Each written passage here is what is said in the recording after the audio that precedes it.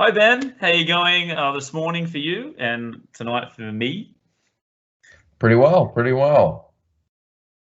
Um, hey, yeah, thank you for coming on the show. It's been a bit of a trying to get a schedule together and a bit of a time difference, but it's great to have you on the show. So tell us, we're sort of all sort of wondering back here in Shanghai, how's everything been going for you back in New York?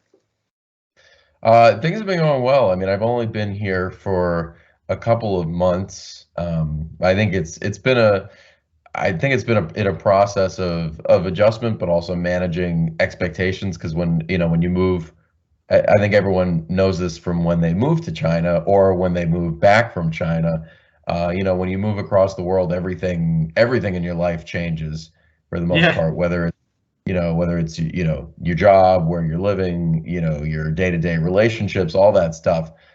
So when every single thing is new, it can be a little overwhelming at first, and trying to get yourself started in a brand new place again, yeah. can be a bit daunting at times. But I think I've made a lot of good progress in a short period of time. But yeah, it's interesting though, because from a comedy perspective, you're really, especially when you move to New York, because New York is just tons of comedians, very competitive. No matter Yes. kind of what you did in your previous spot that you're starting over relationship wise, at least, because you Right. don't you don't know that many people. I've taken a couple trips to New York where I've done gigs, so I've met some people, but that's not the That's same what as living here day to day. Yeah, that's what I was going to ask. Have you ever sort of lived there before? So you've obviously just had some holidays there. Yeah, so years ago, I've lived in New York, but that was before I started comedy. So it was a very different time in my life and kind of what I was doing. Like right out of college, I lived in New York for a year or so working in consulting. But so that's a Right. completely different lifestyle than what Right. I'm what I'm doing now. And you didn't think of maybe going back actual home? I do believe that you were sort of born in Boston in Massachusetts. Is that right? So Yeah. has that got a good like comedy scene there, or it's just like Australia, you go to Sydney or Melbourne, so obviously New York is the place to go, right? So I mean, Boston has a decent comedy scene, and especially the Boston scene back in like the '80s and early '90s was very Right. legendary. Tons of amazing comedians came out of there at that time, and then it was one of the real hot spots. At that point, it's not quite as strong now as it was before, and people who live here who came out of Boston definitely say that if you compare it, there's a clear drop off now, just in terms of one, the quality of the comedians, but also just the amount of stage time that's available to you there. It's Right. still a decent comedy city, but I don't think it has the status now that it would have had, say, 35 years ago, as an up and coming comedy city. Yeah, right. Understand. And obviously, LA would be another place to go, like Mhm. Vegas. No, not really. Sure. More LA. So I did one trip to LA a few years ago and did some comedy there. I mean, LA, it does have a lot of stand up, and if not for New York, would probably be the number one choice for me to go. It really kind of depends on your own personal preferences. I think for me, LA, if you're kind of doing stand up, but also looking to also do acting and TV work and kind of do a combination of all those things, then LA might be better, because it's kind of a Right. little more embedded in the industry, so to say. But if kind of what you're doing is you want to focus on stand up, at least for now, New York just has even more stand up than LA does. So Yeah. if your goal is to just get up on stage as much as possible, then New York's probably the place. Also, kind of I since I've lived in New York before, I kind of understood a little bit like how living in New York works and the rhythm of living in New York. LA would have been it's a lot different of a lifestyle, in the sense that LA is very sprawling. It's almost impossible to live there without a car. Whereas New York, almost nobody here has cars, so Yeah. you just kind of get around on public transport, and it's kind of very easy to get around. So it's very different lifestyle in terms of how you gotta negotiate your day and get around the city in LA versus New York. Yeah. And in terms of your shows that you've had since you've left Shanghai, how have they been going? How have the fans been reacting to it? And I'm sure you got a lot of material now, spending a couple of years here in Shanghai, right? Yeah, yeah. I mean, I was in Shanghai for 7 years, and then kind of coming here. The shows have been going pretty well, but I mean, it's a really mixed bag in the sense of like kind of what you're going to get on each individual show, because depending on, Mm. as I said, I'm doing, last night was a midnight show on a Monday, and Right. even doing a midnight show on a Monday, we actually drew pretty well for that show, but getting a lot of people for a midnight show on a Monday is maybe getting 10, 12, 14 people. Mm. Sometimes on a slower night, you might be performing there to 5 or 6 or 7 people, Right. just because maybe there aren't that many people out at midnight on a Monday, That's even right. in New York. Um, Yeah. but then sometimes if you'll do at that same club, you do a weekend show, the room's packed and it's got 75 people in it. And then that feels like a real show. And then it's kind of the same thing with if you do shows at individual bars, like independent bar shows, those are also kind of hit and miss. Those can have small crowds, but they can be really supportive crowds, or it can be pretty sparse and you're performing to mostly comedians. So it's really a mixed bag, but I've been doing a Mm. bunch of that stuff, and also open mics in New York as well, just to get more stage time and practice new jokes. But open mics in New York are very different than, say, an open mic in Shanghai, Yes.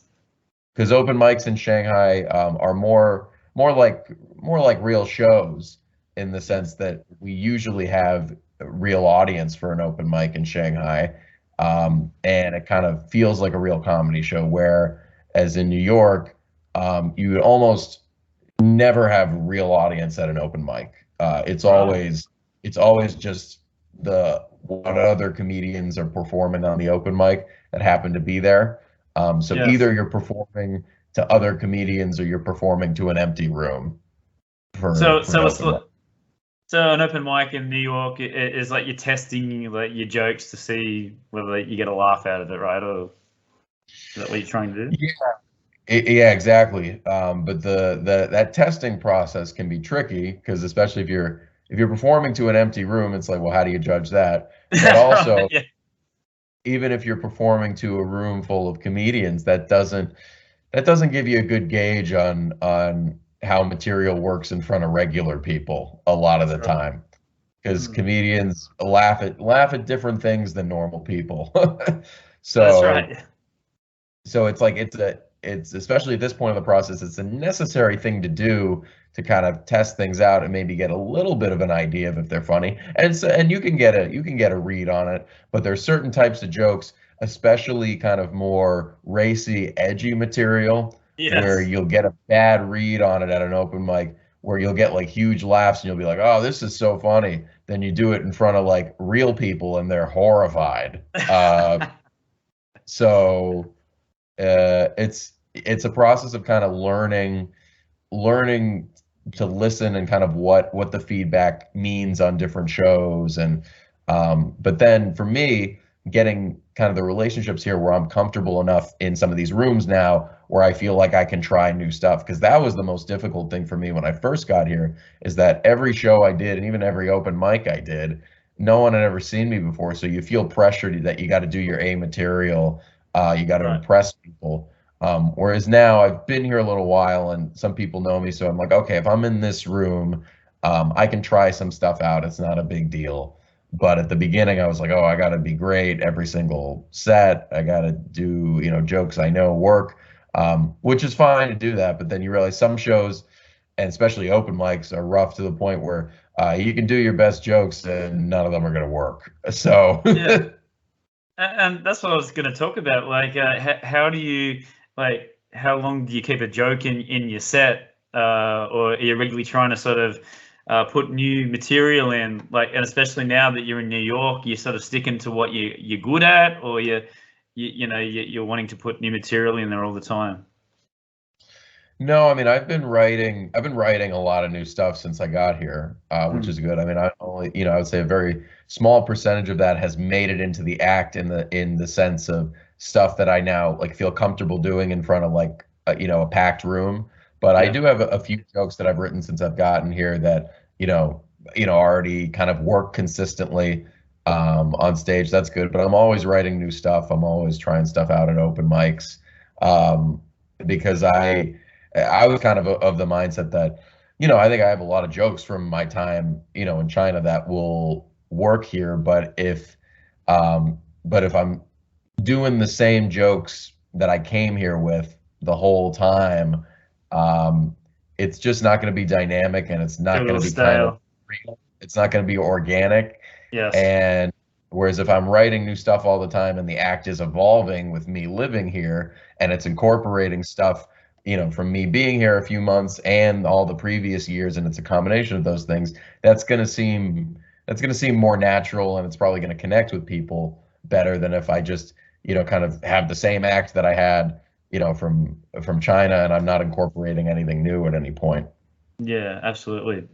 So let's go back. One of my first questions that I always ask is, as my main audience is from Australia, Hmm. um, is the pandemic, the COVID.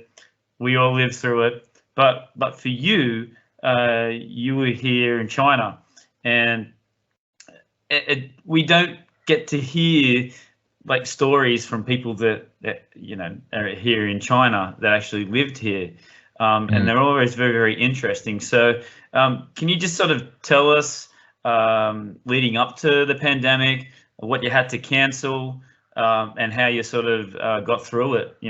We writing new material. Tell us a bit about this. Yeah, I mean, overall, I was very fortunate in the sense that I think the pandemic probably ended up affecting me less than almost anybody, in the world that I could probably think of. It definitely did have an effect, but it affected me more at the very beginning because obviously you remember kind of the pandemic started right around Chinese New Year, and because it was Chinese New Year, I had some time off, and I actually flew to the U.S. From Shanghai on like January 18th, and it was really over that weekend that COVID started to make the Yeah. news as news story. It was really like to the point where I remember that Friday night I went to a show in Shanghai, and then I think I flew out Saturday the next day. And like when I was in Shanghai, no one was talking about COVID. Then by the Mm, time I landed in America, everyone was talking about it. It right. was, like my relatives were asking about it. I'm like, what are you talking about? I don't know. And then it was basically like 4 or 5 days later, Wuhan was locked down. And then I was supposed to come back to China from the US on, I think, maybe January 29th. And Right. then at that point, I was like, oh, let's postpone a little bit. I don't know what's going on here.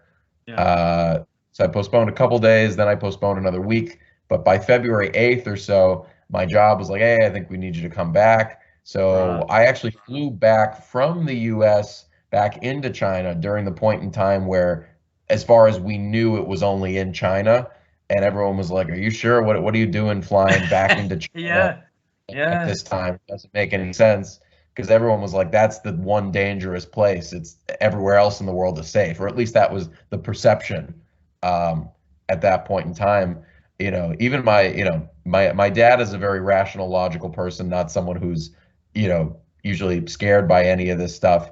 And I was literally on my way to the airport in New York, trying to fly back to Shanghai, and I was literally, I think, at the airport on, February 8th, 2020, and he was like, "Don't go back." He's like, "Don't do it. Don't go back." And I was like, "I'm at the airport. I'm flying back." And Yeah. and for him to be like that, because he's not a panicky person, he's not someone who normally does that. I think was emblematic how people were feeling at the time, because it was very uncertain. Um, but also, I had just visited my family, and I was thinking to myself, well, if I stay in the U.S., what am I going to do? Everyone else there have their lives. They're not shut down yet. They're working. I can't just hang out all day with them. They've got things to do. So I was like, my whole life is in China at this point. I kind of need to go back. And I had been talking with my friends in Shanghai. They all seemed fine. Mm. So I said, I think it'll be fine going back to Shanghai. So then I kind of was working there for like a week. But then once I got back, my job was like, hey, I think we kind of are having everyone take like a couple weeks off. Mm. So then a couple of my comedy friends, I heard about this maybe on like a Monday at noon, that my boss was like, hey, we're not really going to be working for a couple weeks. I saw a couple of my comedy friends were in Thailand, in Phuket, and they had just gotten there, and I was like, how long are you guys going to be there for? They're like, probably a few days.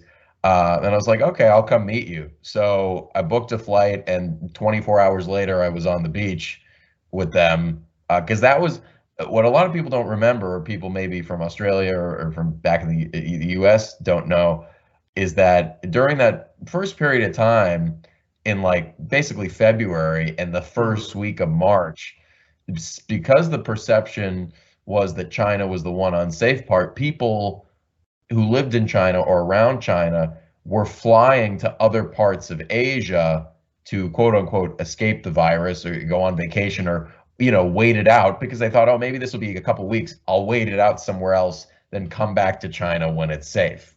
That Mm. was the thought process at the time.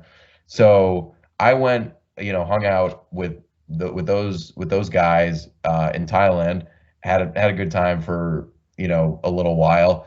Um, Flew back into China, but I was also scheduled. I had a couple dates to do headline shows in Cambodia the first week of March, like March Right. 6th and 7th.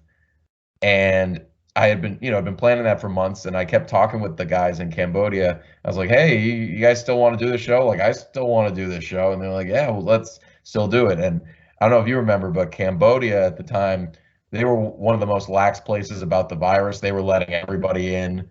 Um, so I was like, well, if there's any place that's going to allow me to do this, Cambodia will let me in. So this was March 6th, March 7th. We went along with the shows. March 6th, I did Phnom Penh, and March Mm. 7th, I did Siem Reap. And it was interesting because I think when I was in Siem Reap during my show on that Saturday night, I think people were getting like emails from their job telling them not to go into work on Monday. Right. So I flew out of Siem Reap on like Monday, March 9th, got back into China, and then it was literally like 2 days later that at least in the US, that we had kind of the issue where these NBA players started testing positive, and that kind of Mm. shut down all of America. And then that was when China started to be like, okay, we're hard quarantining everyone coming from abroad. So I got back into China right before it got kind of hard to get back in, and then 2.5 weeks or so later, they just closed the borders completely. Yeah. Right. So I got very lucky that I was kind of able to move around a little bit, but Yeah. also get back into China in time. So I was very lucky. Yeah. It's very interesting that you say that, because they were locking them down very, very quick. And my story was that when I found out about the pandemic, I wanted to leave. So I had a ticket for the 2nd of February to go visit my Mm, friend in Chicago. And mm, I was all set, ready to go. I was like, okay, I'm going to get away. Shanghai is like a ghost town. Nobody's going out. Everybody's just inside getting takeaway. And, I got this email just saying, if you've been in China for the last 2 weeks, only US citizens are allowed to go back to the US. So, okay. So then I got a ticket to Australia, and I said, oh, just a flu virus, like a bird flu or something like that. I'll be here for a couple of weeks, go see my family. 8 months. 8 months locked in wow. Australia. and I finally got a PU letter, and I come back almost a year ago last year. So yeah, you're very lucky. That story where you, considering you went to Cambodia and you did 2 shows in March, that's amazing. And what were the shows like there? How did the sort of, was it just foreign expats, or was it actually, you know, the locals there as well? Some locals as well. I'd say mostly expats probably, but some locals as well. The Phnom Penh show was great. It was kind of in this kind of the upstairs little attic of this craft beer bar. So it was really kind of Yeah. this one of those like ladder type staircases to get up, somewhere. And but kind of a really tight room. That the audience was great. Um, Siem Reap was a little tougher of a show. The toughest thing about finding good venues for comedy in Cambodia, for anyone who's been to Cambodia, you can attest to this, especially in Siem Reap, but also in Phnom Penh as well.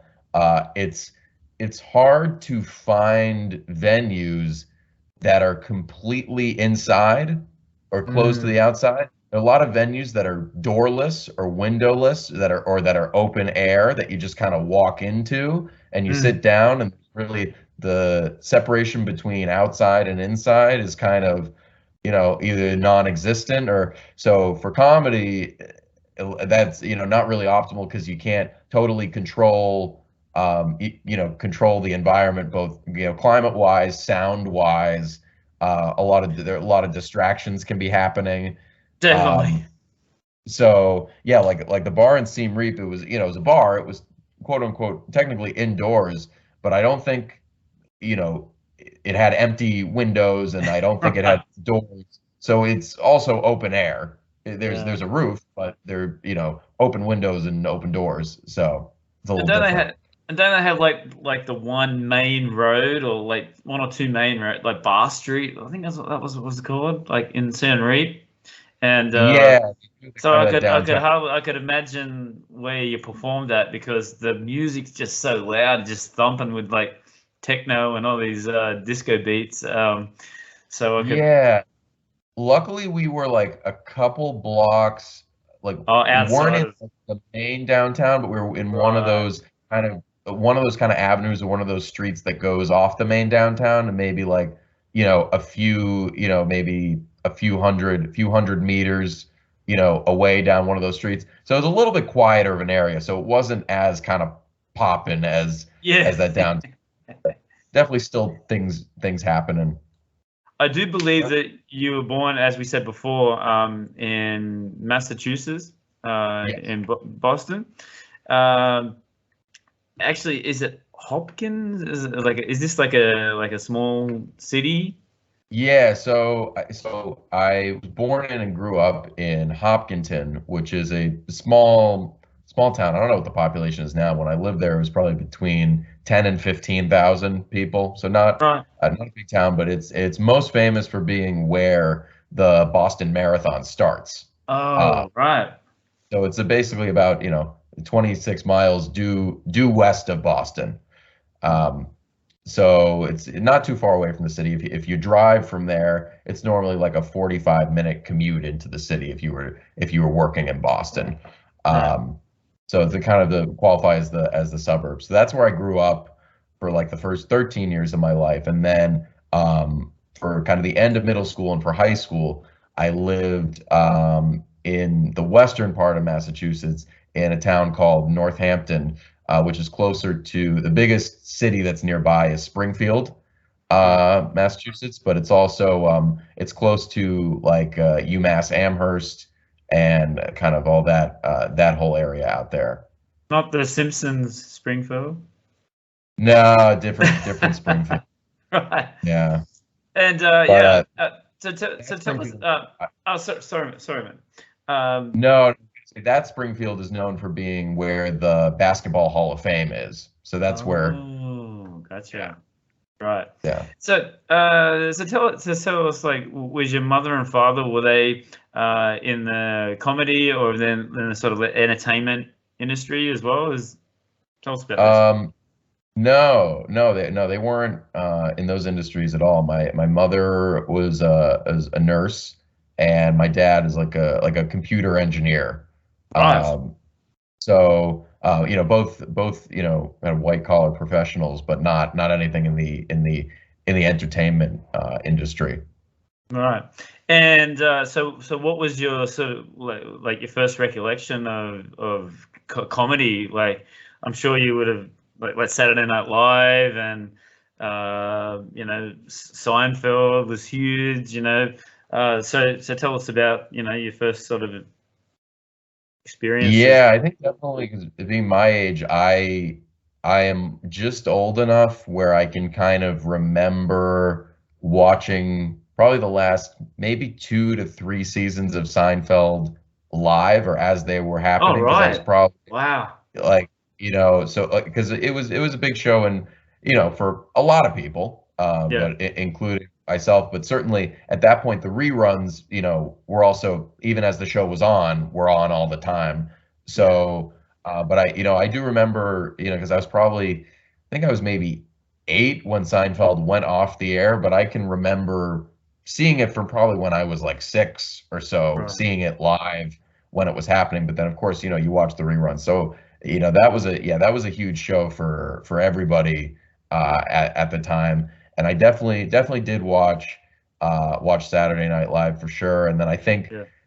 they when I was a kid they would also have those kind of half-hour specials on Comedy Central where they would just Right. be you'd go on Comedy Central and you'd be like, oh, there's someone doing 25 minutes of stand-up on TV, and you'd kind of watch it. You'd see that. But I would say overall, stand-up and comedy wasn't like, I enjoyed comedy movies and whatever, but it wasn't like a huge thing for me. There was never a point in my childhood where I watched that and said, I want to do that, or I can do that, or I should do that. That's my calling. It was never a thing. There are a lot of people who, when they're young, they see, that stuff and they're like, oh, I want to be a comedian, or I want to try comedy when I'm older. That wasn't me. I never did that. I never thought about doing comedy when I was young. Right. And I also read that, just getting off the topic of comedy, you're a huge, and you were saying about before about the NBA, you're a huge Boston Major League sporting fans. Yeah, yeah. So I mean, growing up in the Boston area, supported and still now do support all Yeah. the local teams. The Red Sox, the Patriots, the Celtics, and even the Bruins as well. So, um, yeah, and I think growing up, especially early on, the Red Sox were the first big thing because I think they'd always kind of been that was the Red Sox were kind of who Boston fans tied their identity into because they were this quote unquote, when I'm growing up, they're this cursed franchise. Uh, Yes. Yes. that that's kind of their identity of they hadn't when I was 14 in 2004 they won the World Series for the first time in 86 years, and that was this huge event. But everything leading up to that, they had so many years where they were always a team that was So they were close. competitive, but they always fell short, and they always fell short in spectacular fashion. Uh, Yeah. so Yes. it was all so this kind of led to the idea that they were cursed, and then ironically they reversed the curse in the most improbable fashion. So They're down 3-0 and they won. They beat the Yankees in the next yeah, games, and sure. Yeah, then their they most hated swept the rival. Bulls. They were down 3-0 in a best-of-7 series, so they had to win 4 in a row. Which still, that's they came back and did it. That's the only time in the history of baseball that anyone's ever done that, being down 3-0 and winning the series. So um, it And, was an incredible once in a lifetime thing. and then they swept the World Series. Yeah, Wow. so they Um, basically went down 3-0 to the Yankees, then won 8 in a row to win the World Series. Yeah. I mean, I'm into my baseball as well. I used to play baseball Oh, in okay. Australia, and actually, my team are the Atlanta Braves. I've been a Braves fan since Oh, the Glavin, Maddox, Smoltz, Chipper Jones. so you've had a Um, lot of heartbreak as well. oh, definitely, definitely. I've been rooting very hard, even though I'm in Shanghai, and it's about time. We beat LA. Yeah. So I think everybody in the US has sort of jumped on the Braves because you know, well, now Boston are out, and you know, they beat the Dodgers, and nobody likes Houston after what happened. You know, so Well, it's funny, and I think that going back to the 80s and the 90s, there are a lot of Braves fans scattered around America, but also around the world because, you know, the Braves were always on all of Ted Turner's networks. absolutely. So, so for people like in Middle America who didn't have a team, you could always watch Braves games because they would be on TBS or TNT. So, you know, I obviously grew up watching the Red Sox, but if I wasn't watching the Red Sox, I was probably watching a Braves game because Braves game. that was the other game that was on that was easy to watch. Yeah, yeah, you Yeah. know, and they had such and they were a bit like Boston. They were always like thereabouts. They'd get to the World Series or they'd get to the playoffs, and they'd get bundled out, and they'd have the best Yeah. records in the regular season, and then just yeah. So, but yeah, like you said, they've had some definitely hard times. So I'm rooting really hard for them here. I hope they can beat Houston. It's gonna be tough. They got a good team. Well, yeah, Houston is good, but obviously I'm definitely being a Red Sox fan, I'm definitely going to be rooting for the Braves in that Yeah, series. yeah. So I mean, you probably know this, but the Braves are originally from Boston, Ah, yes. so Boston as Braves, well. and So way back. also they were from Milwaukee as well, and we knocked them out. Yeah, So there's all these yeah, affiliations. So yeah. yeah, that's there's going to be some very late mornings, and with the time difference and all that. Actually, I think game one's on tonight. Actually, so I Yes, have to it is. Yeah. get up pretty early and watch that before work. So yeah, growing up, like what was your sort of your major when you were growing up? So I mean, in terms of you talking about kind of younger in school or in Mm. university. Well, both actually.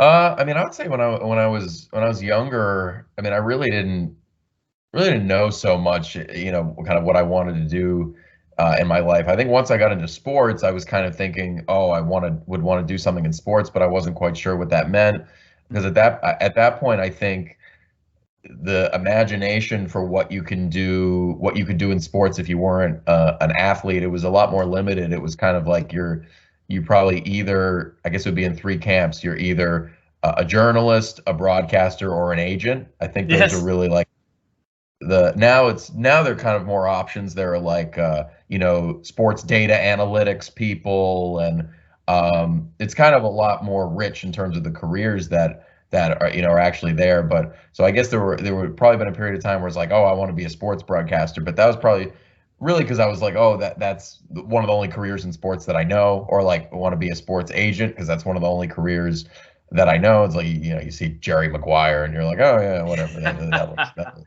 cool. Um, but you know, you kind of don't really know exactly what that entails. But then I think once, you know, I think kind of probably around when I was in high school, my dad probably, you know, suggested, he was like, oh, maybe, you know, maybe you'd want to learn Chinese at some point. You know, that All right. might be a useful thing. And Chinese wasn't offered at my high school, so I wasn't able to take it then. But so I started taking it in college. And it wasn't my major. I majored in philosophy, politics, and economics. Um, but I took Chinese every semester throughout college, and I did a study abroad in Beijing my third year for a semester, and we did this kind of immersion program where we had to sign a contract saying that we wouldn't speak English for the entire semester. Wow. Uh, so we had like a 24-hour language pledge where whether we were in class, at the cafeteria, in the dorm, out in the city, we had to be speaking Mandarin the whole time.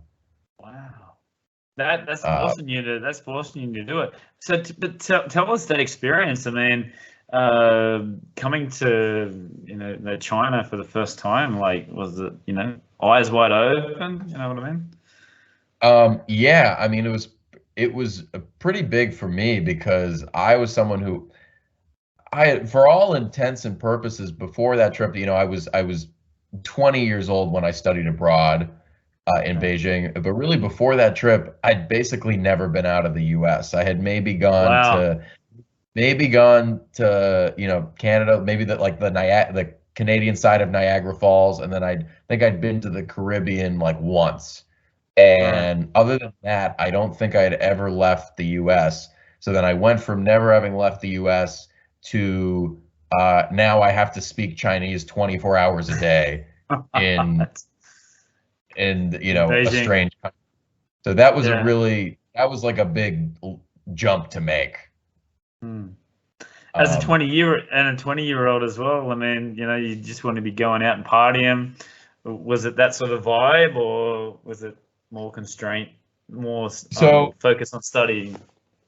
It was a mix of both. I mean, I would say we had about 50 students in the program, so we were kind of pretty close. But even in a program that size, there are a few different cliques that develop, a few different groups of people, um, and those cliques developed around people who you were like-minded, but it kind of also developed around the people who took this language pledge more or less seriously. Right. So there were kind of groups of people who hung out who kind of broke the language pledge more often. Then there was the group I was in who, especially the first couple months of the program, we took the language pledge very seriously, and then we would really only break it if we were out late at night on a weekend, and then we started to get really drunk, and then all of a sudden it's like some people slip into English, and then a couple more people crack and they slip into English. Then before you realize it, you're in a group of 10 people and 8 of them are now speaking English. Only 2 of them are speaking Chinese, and then it's kind of it all goes to shit. It would be like a process. Um, Yeah.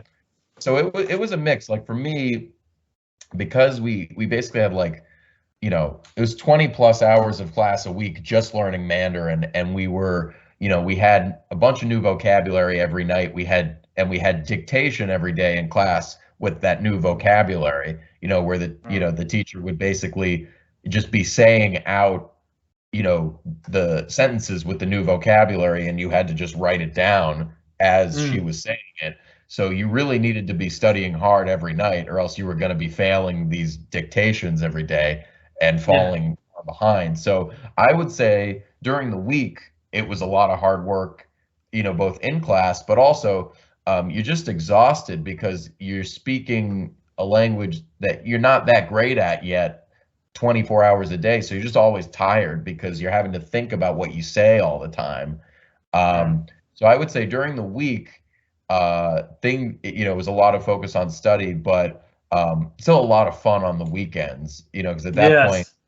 at that point, Beijing was a really, not that it isn't now, but it was a really kind of culturally vibrant city. There were a lot of foreigners, and you didn't, I think one of the big differences between Beijing then and now is, um, especially because then that was before, it was a bit of the 2010 was still the end of the kind of the previous regime, and Mm. it was still a time when there wasn't like a specter hanging over Beijing, where just because you were in Beijing you felt like you were being watched the whole time, or anything like that.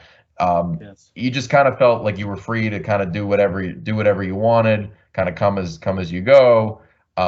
It was kind of just a different time where no one really thought about any of that stuff, Right. and it wasn't top of mind. You just kind of felt like you were free to do whatever you wanted within reason. And any good memories from that trip? Whew. Outside of the study. I mean, were you able to Outside sort of of stuff. like go do like tours, like do the Great Wall and all that sort of stuff?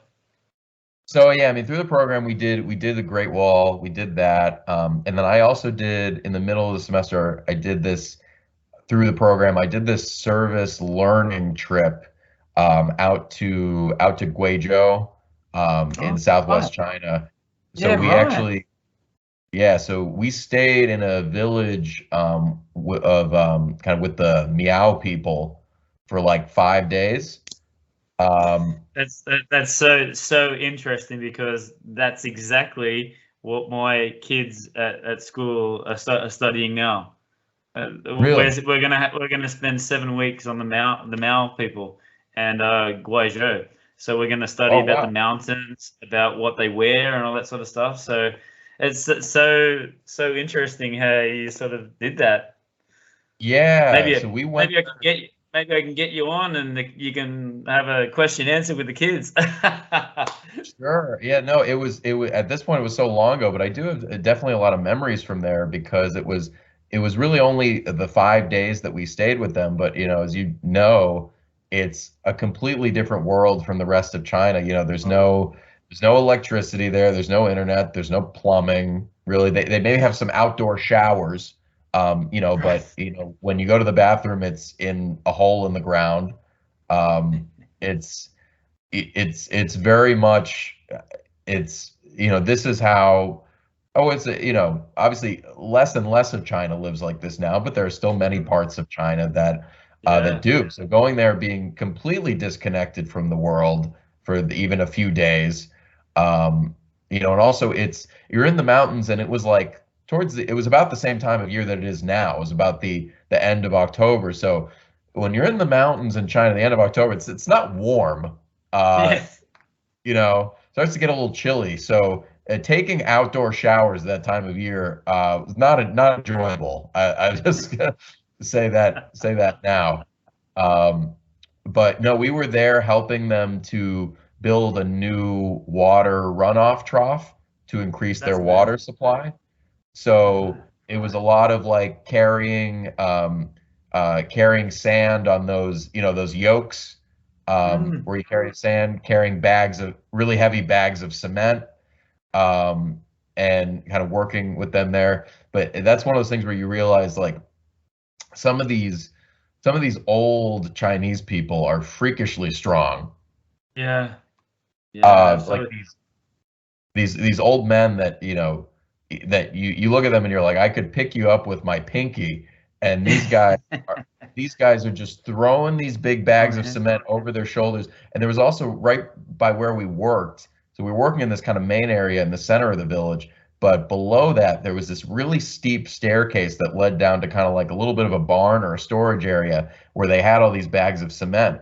So there was a period of time where if you were bringing the cement to the working area, you had to throw it over your shoulder, but then you're walking up this really steep staircase, that's just like straight up and down. So you got to make sure you can get up this staircase, but because the cement's on your shoulder, you got to be careful that your momentum's not taking you back and you don't fall off the Yeah. stair trying to get up it. It was no, the people there were great, and they're really strong, and as you said, a really interesting culture. We kind of got to see kind of the headdresses and the outfits Yes. that are very With the iconic and horns unique, and and yeah, kind of these bright silver and gold kind of headpieces that they have.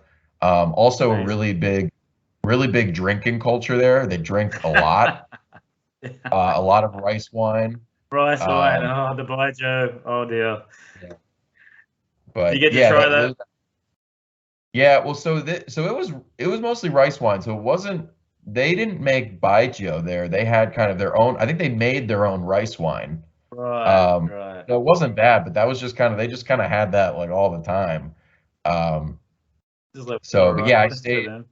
Me and one of my good pals on that trip, we kind of stayed in a house with one of the local villagers there. And I think in a typical China fashion, we one of the nights we ate a duck, and I watched him slit the neck of the duck that we ended up eating that night. I mean, that's a very China story, but it literally happened that way. So. It's so true. I did the same thing, and like they skinned like a goat. They brought Hmm. the goat in on the truck. They took it off. They killed it, and then they're just like people walking by, and they're just like kids going to school and it's just absolutely Yeah. stunk. You know what I mean? It's just like, oh my God, what are they? Isn't there a Right. back room that they can sort of do this? No, it's just out in the open. It's It's normal. just out there. And were you able to like use your Mandarin that you sort of been learning, or they got their own language there, or is it so far down that they're actually using Cantonese? So at that point, I had enough practice where I did feel comfortable talking to them, which is like my Mandarin was kind of good enough. But at the same time, they did speak. So they obviously had their own dialect, but Yes. they did speak Mandarin. But many of them kind of spoke with a pretty heavy accent. So Right. kind of understanding them could be a little difficult. But I was able to communicate with them, maybe not perfectly, but it definitely was able to have some communication for Yeah, sure. right. And what an amazing experience to go back to the US and just be able to tell those stories to people. Like they probably wouldn't believe you, right?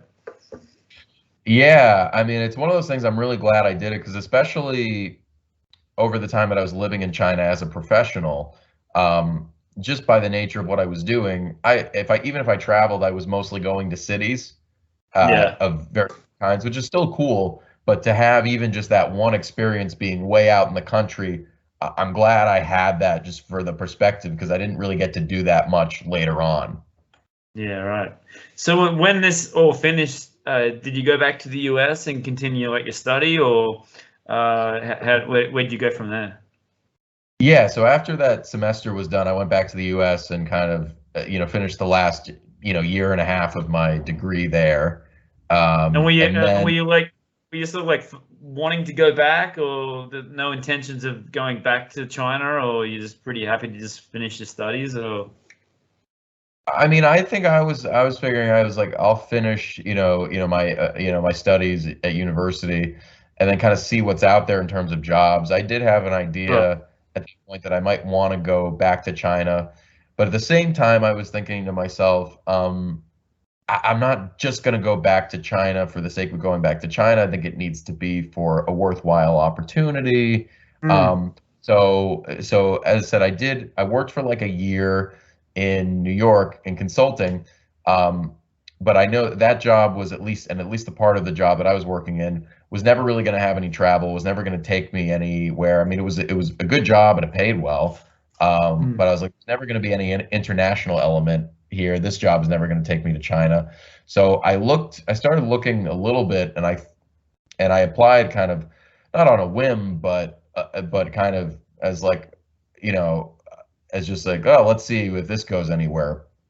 I saw this opportunity, this job posting for like a special assistant to the CEO of a real estate investment firm that was kind of Wow. based in Hong Kong and Tokyo and had, but that involved a lot of travel.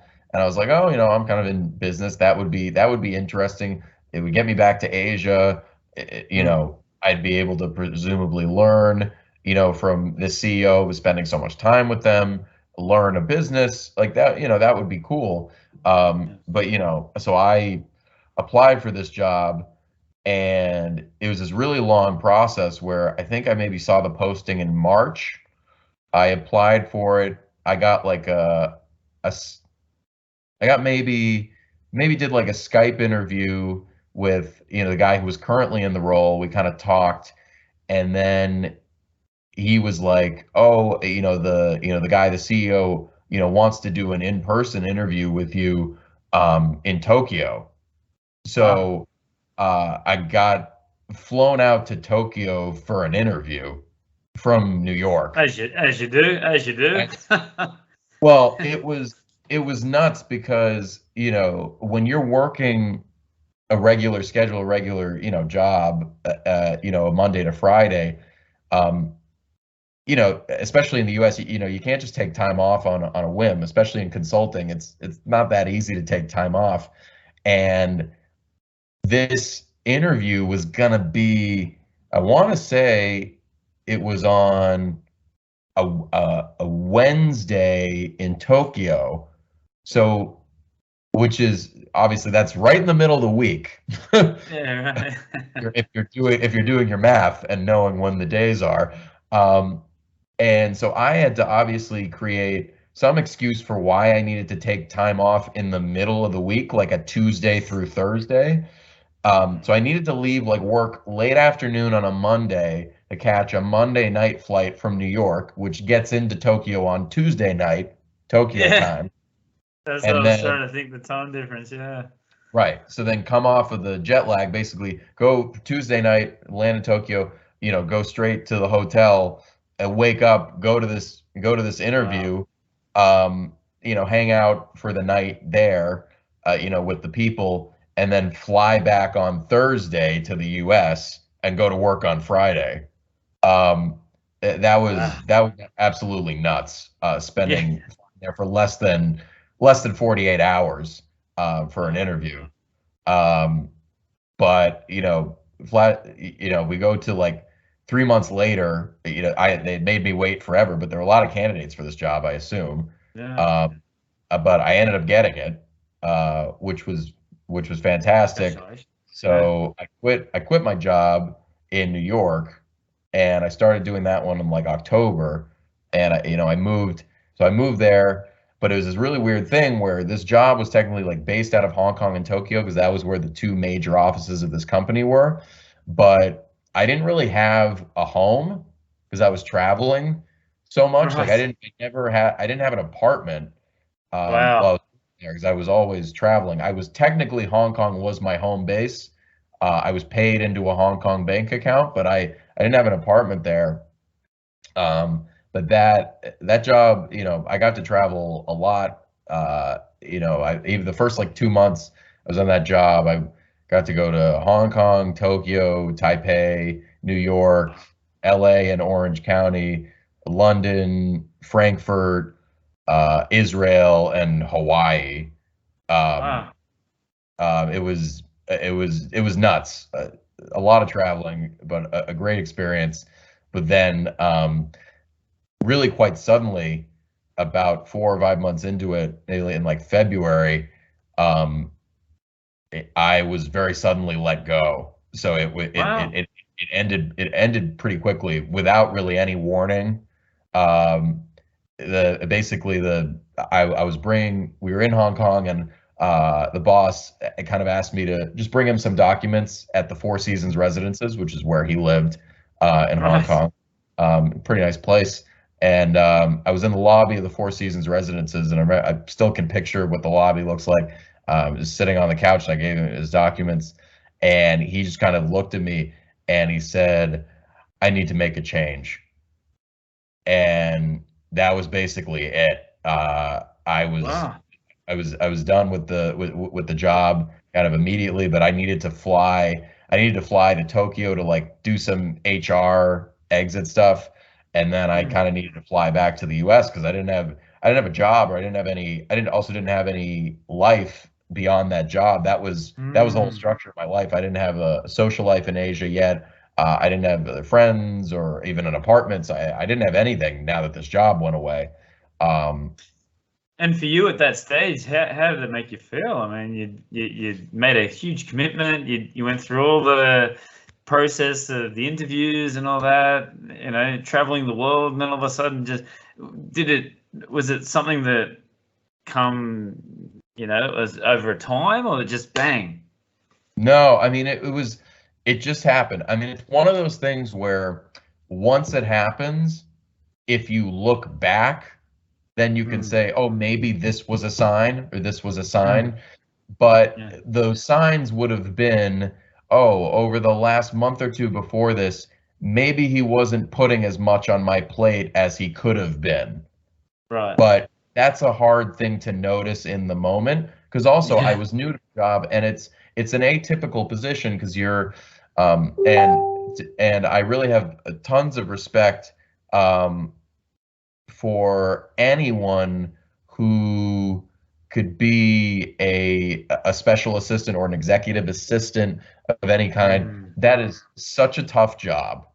Um, Yes.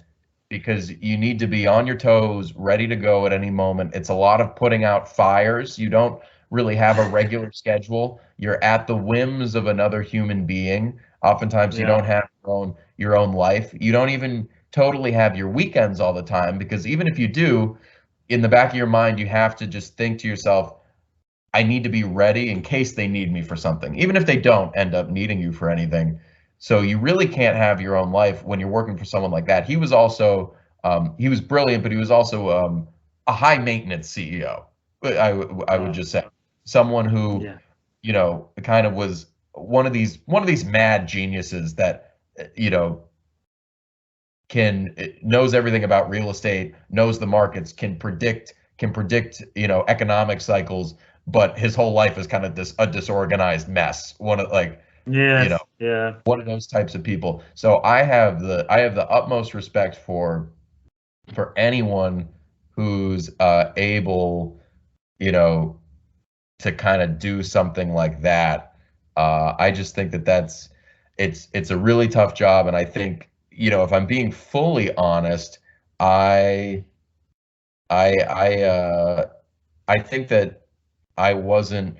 I don't think that type of role was the best fit for me. Like, just in general, I wanted the opportunity of having that, but it was a lot in terms of just kind of having to be on your toes and be ready. But also, he was the type of CEO where, um, a lot when you're an executive assistant, a lot of your job is anticipating your boss's needs and Yes. almost reading their mind as to what they require at any given moment. So for me, but he was the type of person who's very unpredictable. The person he started the company with, and who was like kind of his partner, was a friend of his who he'd known since he was like 6 years old. So they had known each other for like 40 Yeah. Right. years, like a Right. childhood. And even that guy, I talked to that guy, and he's like, "Yeah, I don't know what Bill's thinking most of the time." And he's like, "I've known him for 4 years. I can't read his mind either a lot of times." So, me as someone who's brand new, just met the guy, anticipating someone who's that volatile and their needs was challenging. And as I said, I probably wasn't cut out for the role, but also there wasn't really any um, kind of transparent feedback as to what I could have done better in the Yeah. process as things were Yeah. going. Because when you're new at a job and you're just learning things, you know, you don't you learn by doing, or you learn by people telling you like, "Oh no, that's not how we do it here. Or, that's not how I like it done," and then you adjust. But if no one ever tells you that, you just keep pissing them off forever and ever and ever until they decide to fire you, which is kind of what happened. But Yeah. so when that happened, I went back to New York because I actually still had a girlfriend at that time in New York. So we had been doing long distance while I was Wow. in Asia, and I was in New So did York. so Yeah. did you think at this time? Sorry to cut you off there, Ben. Did you think at this point that maybe this was like the last time work-wise that you'd come back to Asia, or was there always like the motivation to come back to and try Well, again? yeah, I mean, I had to think, because I really thought to myself, like, if that happened, like, is that a sign that I'm not supposed to be in Asia? Like, Yes. like you start to think that way.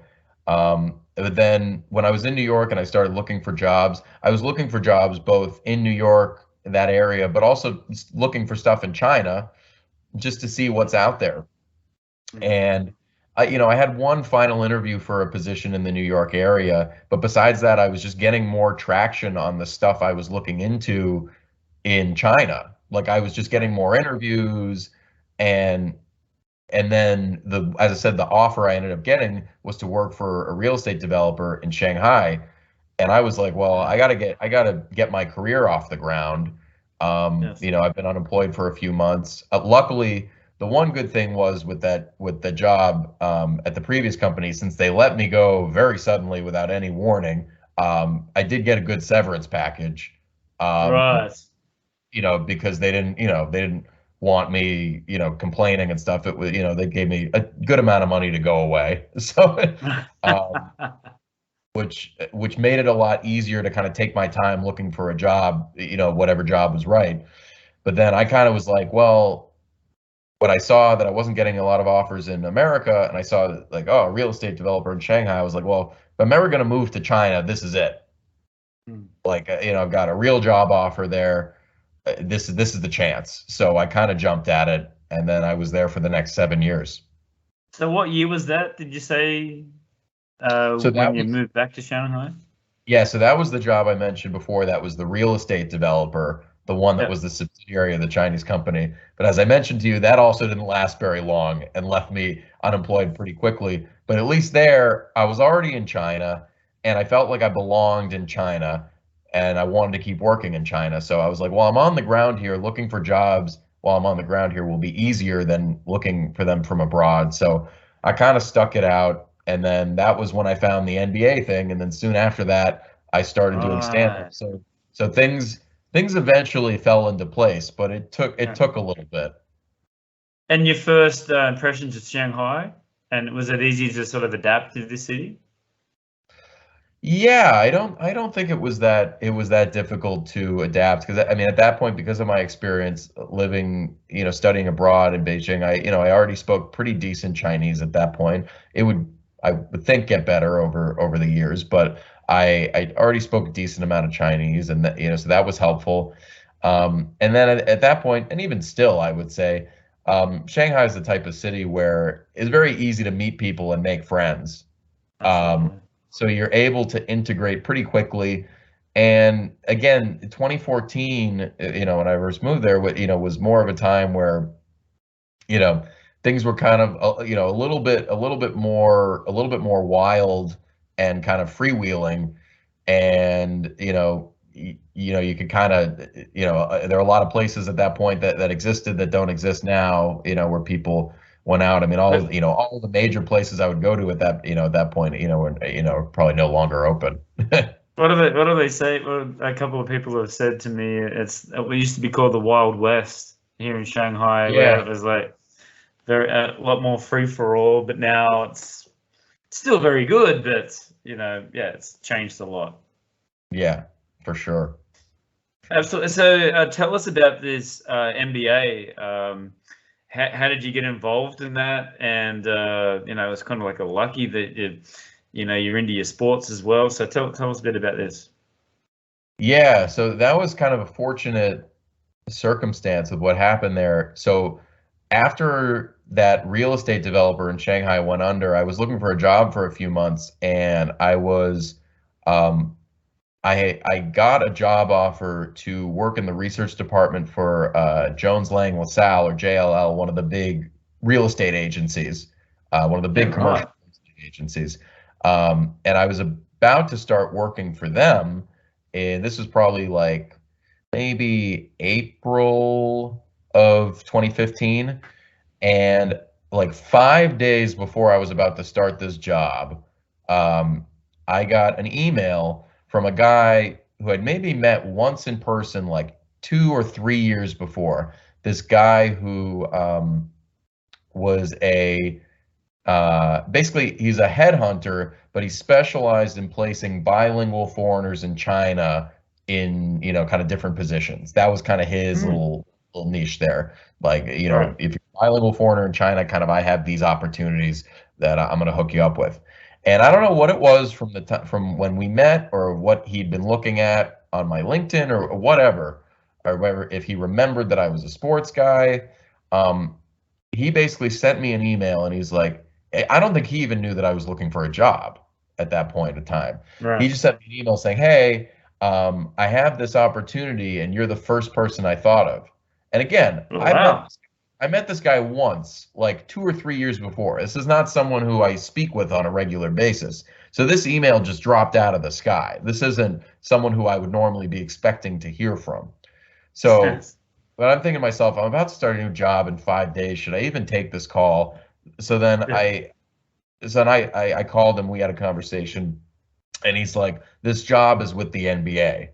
And then I was like, well, fuck, now I have to at least see what this is. Yeah. And then he starts to explain to me like kind of it's this job where the NBA is looking to develop this concept for kind of NBA branded children's play zones in China, and they're looking to expand or open these, and they preferably want someone with a real estate background who can go, and talk to different developers and shopping malls, try to figure out spaces that they can open up in. So the fact that I had a little bit of a real estate background was an asset, and then into the sports and all that. And so but then I told this guy, I'm like, hey, I'm supposed to start this other job in like 5 days. What am I supposed to do here? I was like, how quickly can you get me through this interview process to see if I can take this job, or if they even want me. And he goes, I can get you through the interview process in 2 weeks. So what I did was I called the JLL, or sent them a message, and I said, hey, made up some excuse. I said, hey, can you delay my start date by 2 weeks? I think I said like, oh, I want to go visit family before I start a job, or just something. Delay it by 2 weeks. So within the next 2 weeks or whatever, this guy managed to cram like 3 rounds of interviews in. So I interviewed with the guy who would be my kind of future boss. We kind of met at an Element Fresh for lunch, and we had an interview there. Then I had an interview with HR that was 100% in Chinese. And then I had an interview with basically the guy who was the number 2 at the company at the time, at NBA China. So that interview was like basically half in English, half in Chinese. He was a Chinese guy, but who had gotten like an MBA in the US. But we kind of went back and forth in that interview. And eventually, after those 3 interviews, they offered me the job. And I ended up taking it. Like basically I confirmed like the Friday before the Monday where I was supposed to start at the other job. And then once Monday came along, I just didn't show up to JLL for what was supposed to be my day. So pretty annoyed, were they? Or they just sort of I'm sure they were. The funny thing about the JLL thing is I had a backstory with that position that came even before. So I was going to be working in their research department in Shanghai.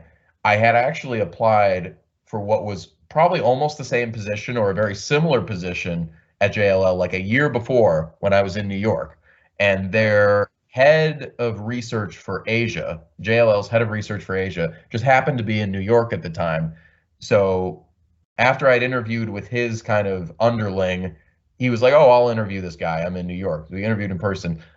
We had an interview, again, talking about interviews in crazy places. He interviewed me at the Carnegie Deli in New York. So this is the irony. The Carnegie Deli is closed now. This is the one time I ever went to the Carnegie Deli, but I couldn't eat anything because I was being interviewed.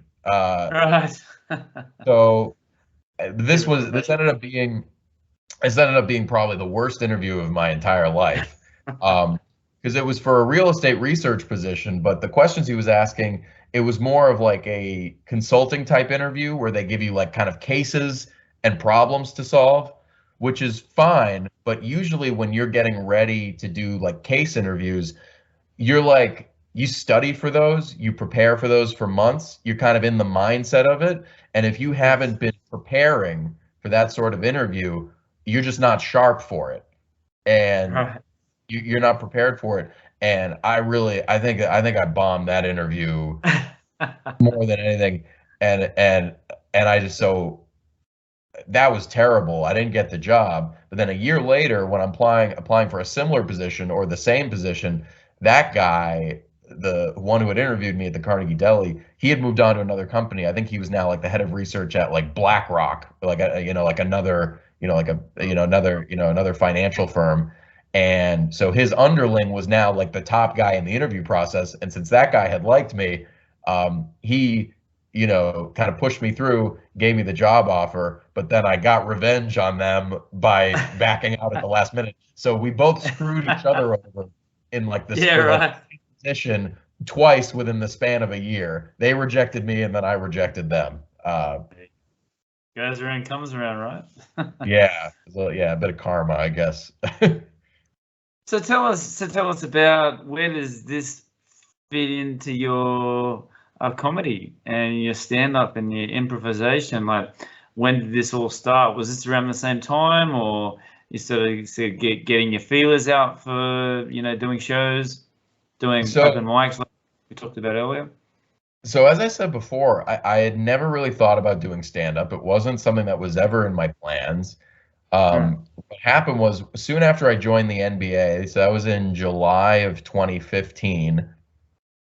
A little bit after that, the NBA had this like biannual event where they like all the departments get together and they do like a presentation for like what they're going to do over the next fiscal year. So it's kind of like a full company event where everyone gets together. But it's a pretty dry day in terms of like because it's a lot of departments showing PowerPoints. So they wanted to break up the event by having like a company like a talent show Right. during the day, and they were desperate to get people for this talent show. And I think I agreed to be on the talent show before I even thought of what I was gonna do. Um, and I was just like, oh, what am I gonna do? This is gonna be Put your hand dumb. up. I got nothing here. Yeah. Um, and at some point, one of my colleagues was like, "Oh, can you do impressions?" Like, I was like, "Actually, I think I can." So I did like a set of just some impressions that I knew, and I wrote a set, did some impressions. It went fairly well for someone who'd never performed before. The people who knew Yeah. what I was doing enjoyed it. Some people who didn't get the references were very confused. Um, Yeah. but it was clear there was something there, and it went all right enough. And so my first time ever performing was in front of like 150 colleagues. Wow. um but this went well enough where I started to think like, oh, I'll look up open mics in Shanghai, or if I travel to Beijing for work, I'll look up open mics there. And so for then I just started doing open mics, and kind of the rest is history. I went from doing open mics to eventually getting booked on weekend showcases, and then a couple of years later, I start to travel a little bit, maybe do some competitions in different cities, and then I get booked. Start getting booked to tour and headline in different places. Then I'm headlining around China, then eventually headlining around Asia. It just kind of grew from there. Yeah. Because it says here, and correct me if I'm wrong, but 10 different countries you've been to, doing your stand up. Yeah, You've yeah, headlined clubs in yeah. While I was in Asia, I headlined clubs in 10 different countries. and also all around, not just Shanghai. I mean, I saw some of your dates that you performed the last couple of years, and you've been all over China. I mean, you could probably make a living out of it with the amount of sort of shows you could do, right? Or is it just still something that what, No, there's just really in now, if we're just strictly talking about English comedy here in China, Chinese comedy is a whole other different ball of ground? Yeah. wax. Right. There's a lot more money in that just because obviously the market size is a lot bigger. Of course. No, there's not the money to make a living off of it. Even a lot of these headline shows, you might be lucky if you break even on the trip, or you might make a little bit of money, but there's not enough money to live off of, even if you're a headliner that's touring around China or even around Asia as well. Yeah. Really, if you're doing English comedy, the only real way that you could in Asia that you could conceivably really make a living is if you're living in a place that is English speaking, like a Yeah. Hong Kong or a Hong Kong. Singapore or a Malaysia, Hmm. where you could potentially get into the scene where you can get private or corporate gigs. Right. And then, though, because those are what really pay. So if you can get into that scene, like I know, some comedians in Hong Kong who, have worked their way up over the years and are well connected and do a bunch of different events like that. And those people can make a living kind of off, or make close to a living off of those events. Right. But if you're not living in an English speaking place and you're just relying on these kind of tour dates, that just doesn't pay well enough to live off of, and it's not even close. Yeah, absolutely. And I moved here in 2000, the start of 2019, to Shanghai, and like we said off camera that I saw you at the cages. I saw you with the kung fu. I saw you do your improvisation show. So and just before you left, even before that, it was like you were just like plastered everywhere. Like mate, you just so can you remember the first show that you actually like besides like the one that you did for your work? Can you remember like your first paid sort of show? And what was that like?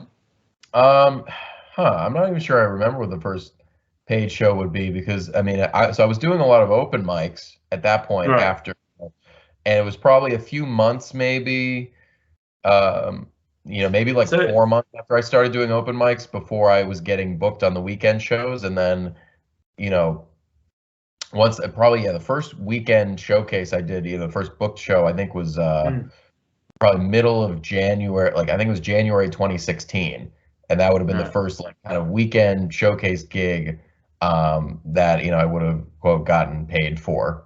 Yeah. Mm. What was that experience like? And you know, as you went along, like were the Chinese people were sort of understanding the jokes, or was it again mainly just the foreign people that were here? So, I mean, at that point in time, we're talking it's like 2016. So especially because I was at Kung Fu Comedy at that point in time, Mm, and Kung Fu Comedy had really built up a following, amongst both the expat community and some of the local community as well. So those shows were kind of a nice mix of, at least most of them, we had a nice mix of a lot of expats, but also some Chinese as well. So it was people, um, people from all over. So the sensibilities were very mixed. mm, Um, so I think at that point in time, kind of people were just transitioning to because we were building up the scene, and I think comedy had been around long enough where, kind of people were starting to move on a little bit from, okay, for a few years we've done like a lot of just the basic China jokes, and yes. and now I think it was at that point where we're starting to get a little bit more sophisticated because for a couple of years we'd already been bringing out comedians from the States. So a lot of folks in Shanghai were regularly seeing comedians from New York or LA. So I think Yeah. kind of seeing what a more international or Western form of comedy looked like, what it looked like when a pro comes here, a real pro Yeah. comes here and does a show. But I think that helped all of us as well as comedians, because then we were able to see those people, and that kind of inspired us to do even better. But you see those Absolutely. people do, but when those kind of people come to Shanghai and the local audience sees them, it kind of it adjusts their tastes a little bit, and then they become more open to different types of humor or kind of different types of just different types of jokes about different subjects that might not necessarily be related to China or related to living in Shanghai or things like that. So I think having those international shows was really instrumental in kind of bringing a more international attitude in there and kind of having that sort of sensibility for the crowd. But that also evolved over the years because I would say kind of once 2017 hit, it was maybe 2017 or a little after, I would say a lot of foreigners gradually left. So I think Mm, our shows became more and more, audiences became more and more Chinese over time, especially once COVID hit and all the foreigners that left because of COVID mm, couldn't get back into the country because of COVID, um, the audiences became more local. And then at that point, you kind of have to adjust a little bit, but you still want to be developing the act that you want to develop, especially for me, because I was looking to go back to the US at some point. I wanted to have an Yes. act that could translate back in the US and wasn't just a bunch of China jokes that wouldn't Yes. work once I left. Yeah. And did you have any sort of issues during this whole period in Shanghai with censorship? Like, obviously you go to a comedy show, there's going to be some F-bombs coming up and, some sort of sexual jokes. So did you have any sort of trouble with the sort of censorship here? So, I mean, from that perspective, especially in the early years that I did comedy, there was really no issue in terms of any subject matter you discussed on stage, besides the Chinese government. So as long as you stayed away from that, you were fine. And the scene Mm. really self-policed on that front, because we all knew the stakes. So if Yes. we caught people talking about it, we'd be like, hey, cut that out, or like, Yeah. we're not gonna let you back on the show if you keep doing that. So people were pretty serious about that. I mean, as time progressed, and the profile of stand-up became higher in China, and especially as Kung Fu comedy got bigger, I think that ultimately may have been its undoing and why it got shut down when it did, because I think maybe the social media following got so big that Mm. the Culture Bureau thought that this is something that's growing, that either has grown or has the potential to grow to something that's beyond our control. Isn't that Um, isn't that isn't that such a shame? Because you're absolutely spot on with how it was just getting bigger and bigger just each time, what I mean? So yeah, I such mean, a shame. obviously, I can't get inside the heads of the people in the bureau and what they were actually Yes, of thinking, course.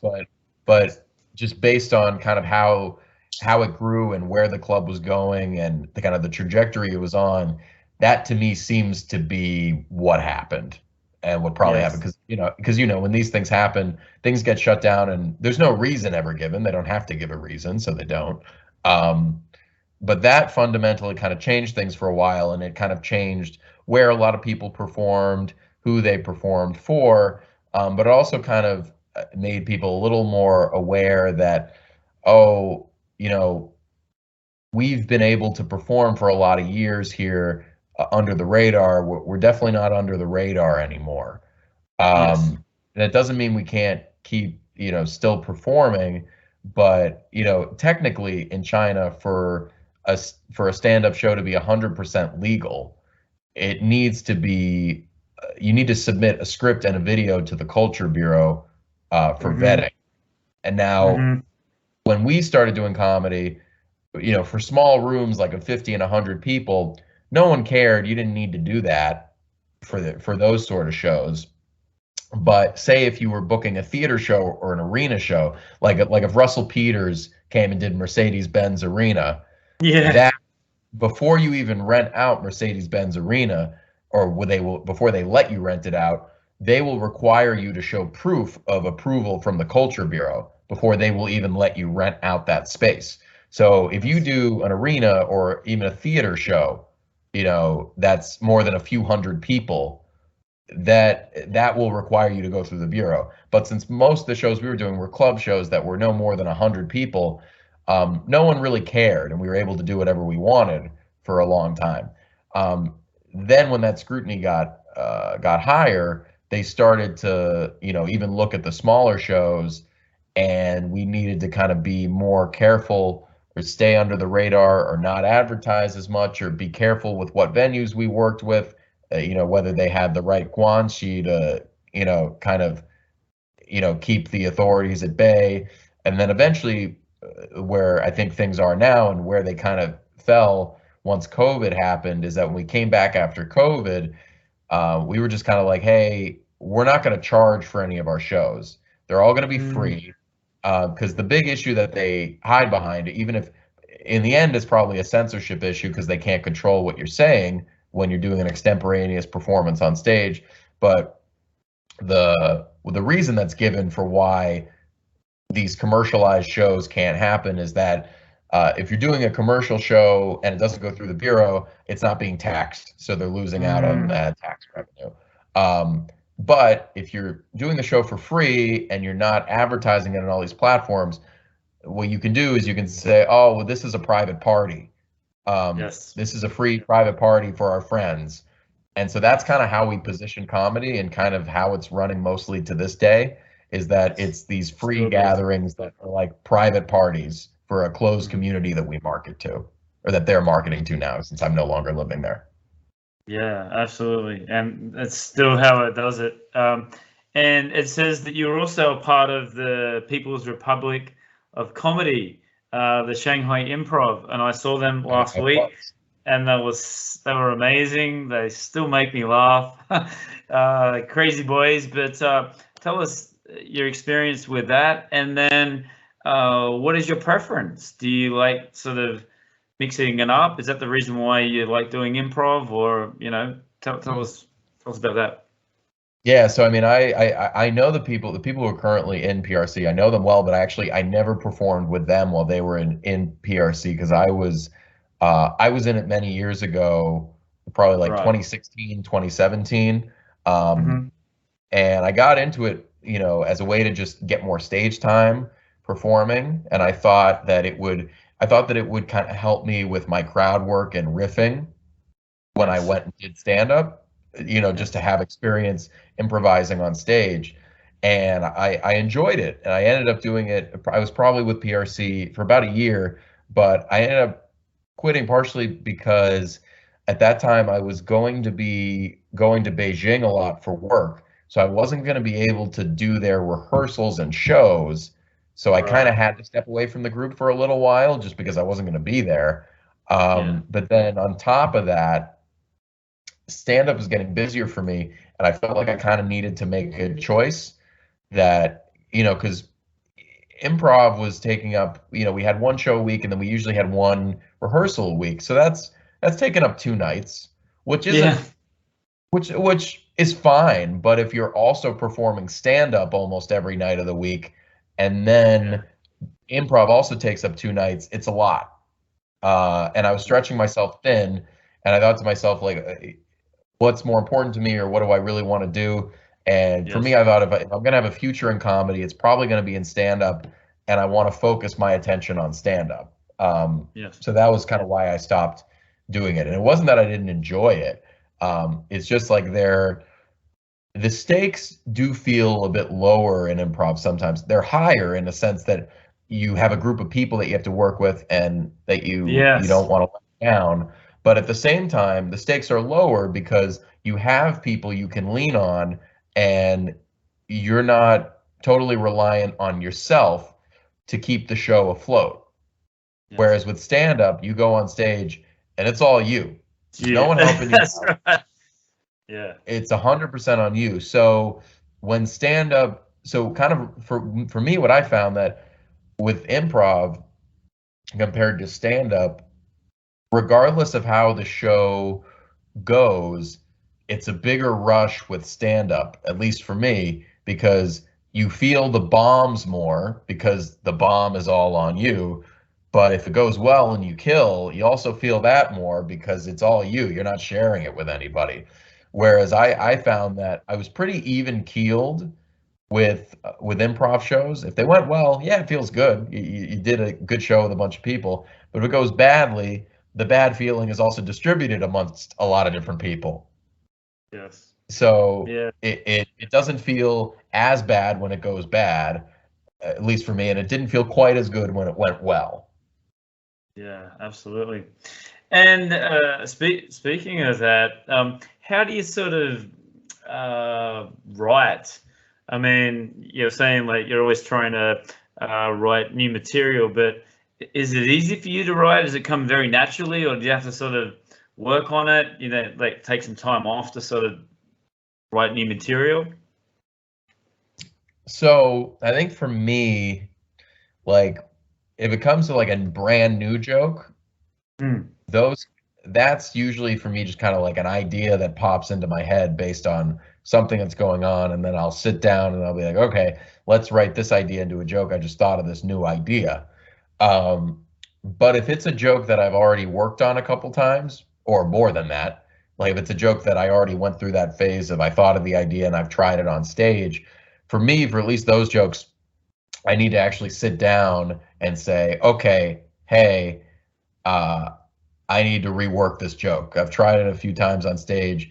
It's not working as well as I want. Let's sit down and try to rewrite this joke and make it funnier. Yes. So yeah, that process of the iterative process is kind of a more conscious thing where I feel like I need to sit down and actually work on it to make it a better joke. Whereas kind of the initial process is usually like a fit of inspiration where an idea comes and I get it down, before I would try it on stage for the first time. Right. Absolutely. And like, and getting like towards the end of when you left Shanghai, I saw you perform at the Real Shanghai. You, Oh yeah, you real. had like a bit of like a farewell, but you also did. I just want to just quickly before we sort of wrap it up. You did a performance. One of the first performers after the COVID, actually to perform in Wuhan. Is this correct? And tell us about you did like you recorded like a live show, right? Yeah, so yeah, as most people know, like the Wuhan, Wuhan was locked down from the end of January 2020 to beginning of April 2020. It was a 76-day lockdown, where no one could come into or out of the city. And I was, after that lockdown ended, I was the first person to headline a comedy show in Wuhan.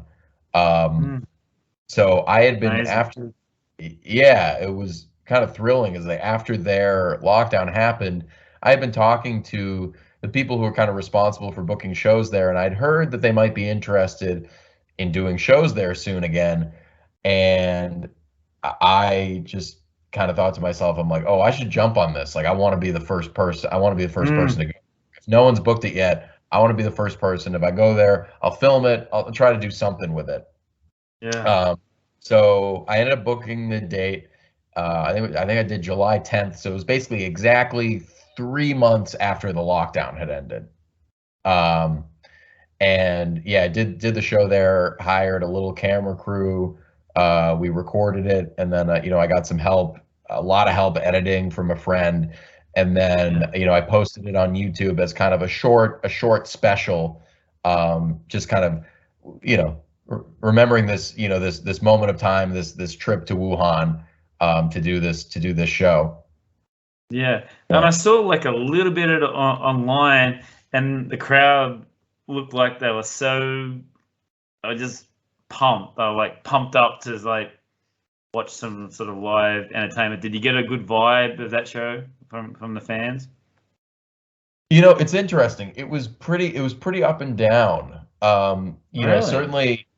Yeah, I don't know if how it comes through on the video. I mean, I think I had to, in all honesty, I think I had to do, it's maybe just me being, overly critical. But I felt like I had to do a lot of editing with that to come out with a product that I felt good posting on stage. Right. Because the issue with that is that normally when you want to film something and you do a special, you take multiple cracks at it. You have multiple recordings, multiple Yes. taping. But with the way Wuhan is, that there's not enough of a market. There's not enough people to come to shows to do multiple tapings. Right. So you really only have one shot. So I kind of just had the one show I had, and the camera angles that I got for that one show. And I mean, it was up and down. I mean, because it's nobody's fault, but by nature of it being in Wuhan and the fact that Wuhan was locked down for so long, Yeah, well, but that's true as well. Yeah. also the fact that Wuhan has a very irregular comedy scene, so it doesn't have, like, the people there haven't gotten a lot of stage time, haven't gotten a lot of practice.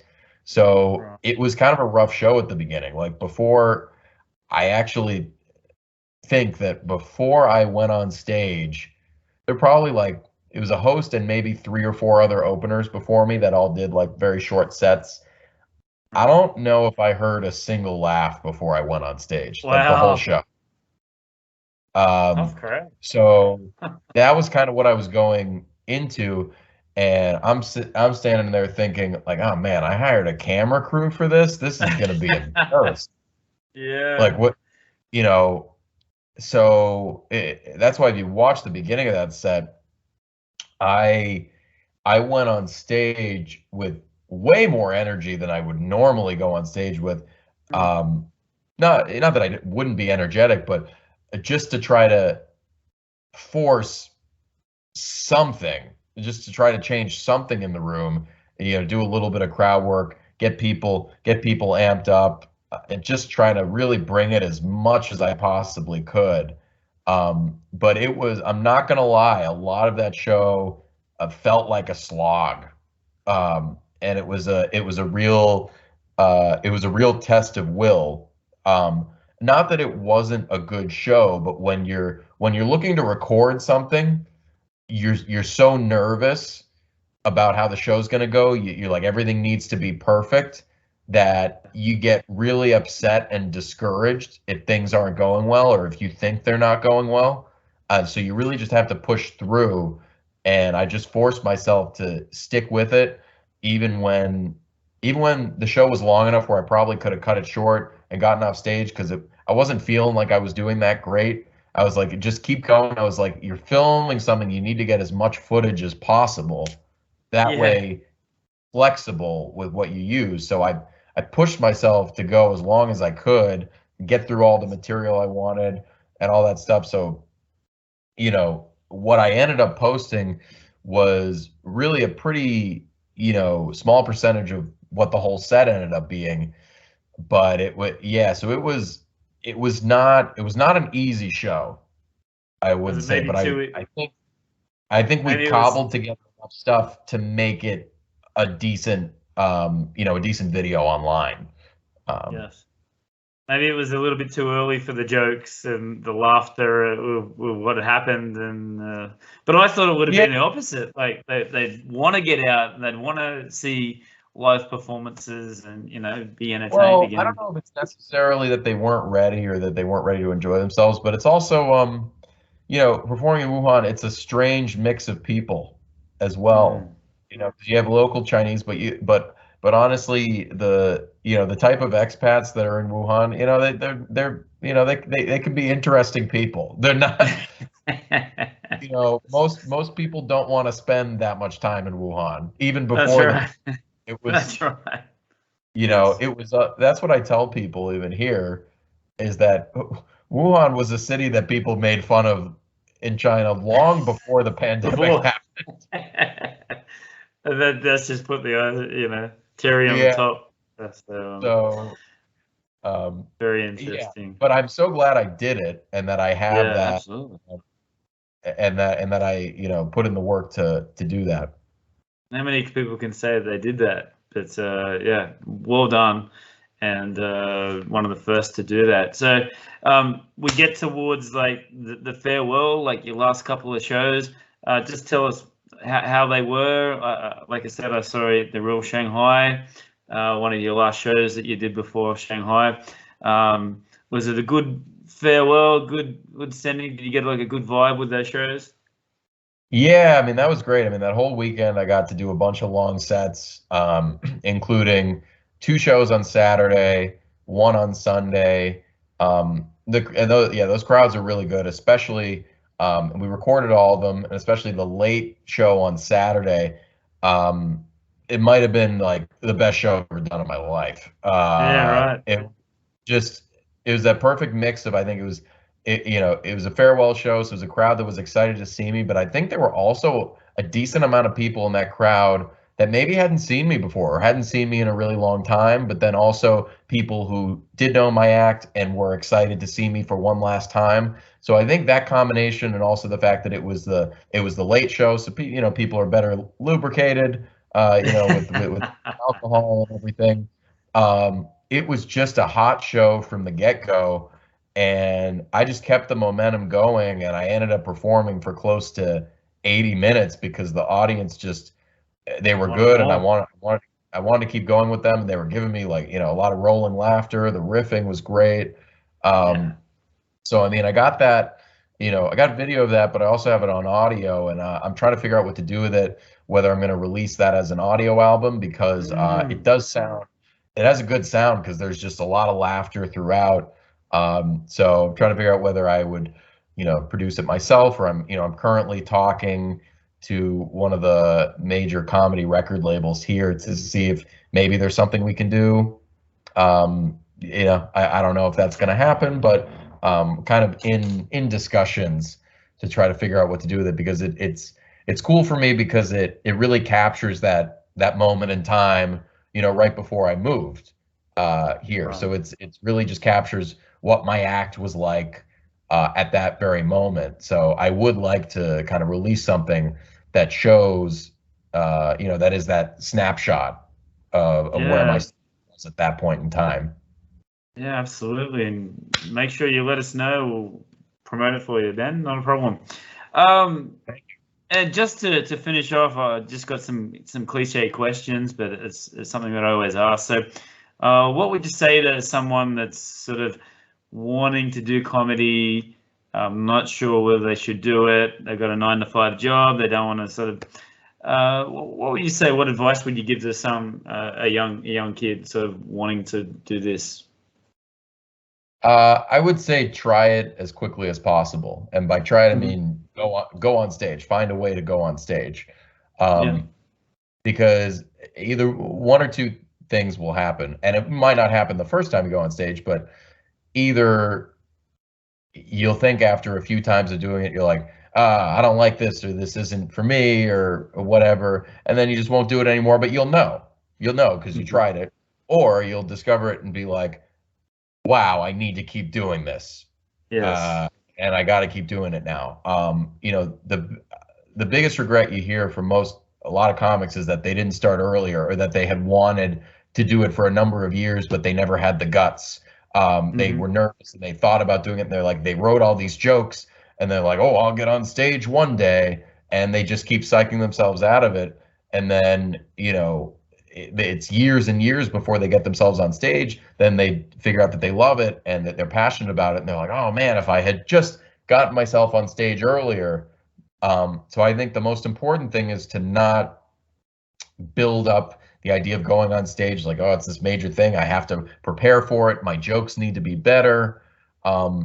It's really best, even if you don't think your jokes are good enough yet, to go on stage as quickly as you can, because the truth is, you're brand new, so what you go on stage with, the chances are it's not going to be, since you're performing for the first time, it's not going to be brilliant or that great anyway. You might have some good stuff, but the only way it's good, or that you could make it better, is if you test it in front of a real audience. As a stand-up, what you write on the page is the basis for what you try on stage, but the end result, or the jokes that you end up seeing in comedy specials, those are the results of what the comedian has written, but then also the feedback the audience has given over the dozens or hundreds of times that they've done that joke. So the joke can only get better, or you can only get better, if you actually go on stage. So that would be my big thing, is don't build it up over a long period of time, and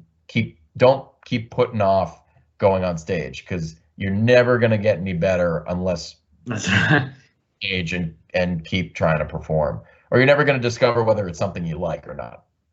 Yeah, absolutely. That's great advice. What does the future hold for Ben Frank? Well, I mean, now it's just trying to make my way in the scene here in New York and just get on stage as much as I can. Because as I said, here, when you move from other places, there's so many great comics in New York that when you move here, even if you have a decent resume of what you've done, unless you're somebody like famous, no one's really impressed. You don't. I reached out to like a bunch of people before I moved here, and was able to get some gigs off of kind of what my bio was and sending my tape to people. But that was really just kind of a numbers thing. If you reach out to enough people, some of them will respond and some of them will give you opportunities. But in New York, really the key is you just have to build up relationships with people. No matter how good you are or how good you think you are or what your experience is, um, you don't really get booked unless people know you and feel comfortable with you and they see Mm-hmm. you around, or you build a relationship with them. Or also, if you can give them anything in return. It's not really as simple as obviously, I think the best people in New York eventually kind of rise to the top, but a lot of getting booked on shows here is figure it's kind of, sometimes it's like a you scratch my back, I'll scratch your back Yes. Yes. type of thing. So you kind of need to be able to provide something of value to them, whether it's being able to book them on a show, or being able to get them, give them some connection somewhere else, or whether you help them sell tickets for their show, whether you help them kind of run the show with them, whatever. It's That's the big thing when you move to New York compared to somewhere like Shanghai. Shanghai, we don't have that many comedians, and we actually have a good amount of stage time for the amount of comedians we have. So you can just kind of get on stage for the most part whenever you want. In bigger cities or more competitive cities like New York, the stage time doesn't come for free. Right. You kind of have to earn your right to get on stage. So that's kind of really the difference here, and that's kind of where I am with establishing myself and just getting to the point where I can perform regularly, get in front of audiences, and just kind of Mm-hmm. start to build my name here in the scene. Absolutely. And is there going to be any dates in Australia in the future? Wink, wink. I mean, I hope to, once the world settles down a little bit. I hope Yeah. I'm able to go to Australia, whether it's to tour and do some club gigs there, or whether at some point it makes sense for me to do the Melbourne Festival. Mm-hmm. That's obviously one of the biggest festivals in the world. Yeah. Um, so that would, yeah, I mean, I certainly hope to, because I've never been to Australia, and I would love to go, and especially to do stand up there would be really really cool. Yeah, because you could probably start off in Melbourne and then sort of branch off. Like they got like the comedy circuit, like all the like theaters, and gets going up the East Coast. So yeah, and I think your sort of your comedy and your jokes would really fit into our sort of style of you know I hope so. personalities down in Australia. Yeah. Yeah, yeah, I certainly, certainly hope so. It would be great. Yeah, and love all the people back home for you in Australia. They could follow me on Instagram at Ben Frank Comedy. Um, Absolutely. Tell us all your social medias, mate. yeah, so Twitter and Instagram are both Ben Frank Comedy. I got a YouTube channel as well.